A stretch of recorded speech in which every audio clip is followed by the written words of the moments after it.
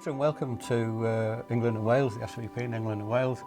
It's great to see you again. One of the problems I have, and I think you might be able to help me with it, is that when I go to either Sudan, to Khartoum, or to Juba in South Sudan, and I see things, I witness things that the SVP are doing there, and it's difficult for me to put into words to describe the impact of what the society is doing.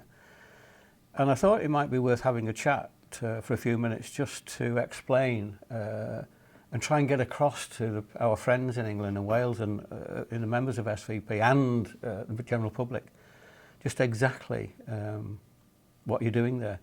Can you just explain the programs we've got in addition to the work that the SVP members do on a one-to-one basis? Thank you, Ian. And through you, let me thank the members of SVP in England and Wales. They really have been the longest standing supporters of our projects in Sudan. And when the country is split into two, you remember the massive number of displacement that happened during the First War.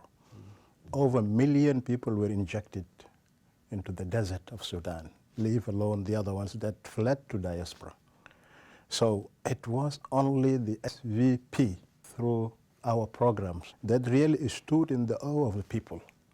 You remember when you started, a big number of children were not in the classrooms.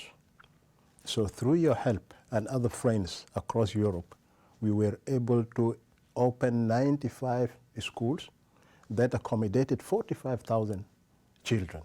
Wow. If you go to Sudan now and South Sudan, you find these young people that graduated from these schools are ministers, some of them are doctors, some of them are ambassadors.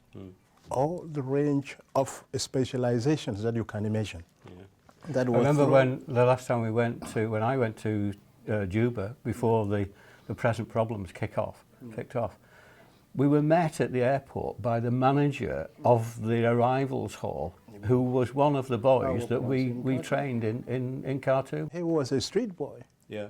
So again, we introduced another life-saving and so vital program that rescued the lives of street boys. We had over thousands based on the statistics, over 20,000 in the streets of Khartoum alone.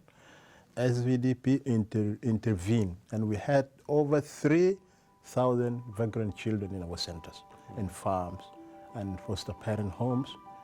These people now are really the new generation that is building the country.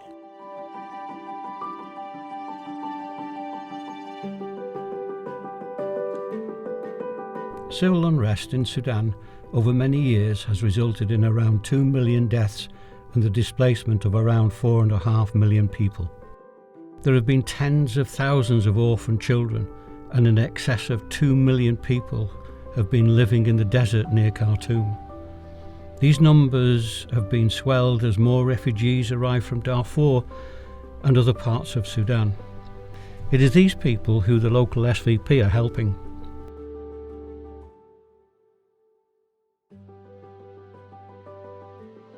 The way that the SVP programs have been developed means that we save lives and then help people to look after themselves in the future.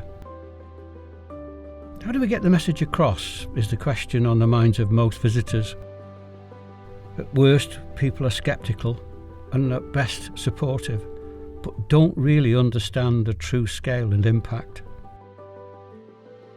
Finding the right words to use is important. I realised this when visiting a baby feeding centre on a recent visit. Instead of saying keeping people alive, we could say stop people from dying.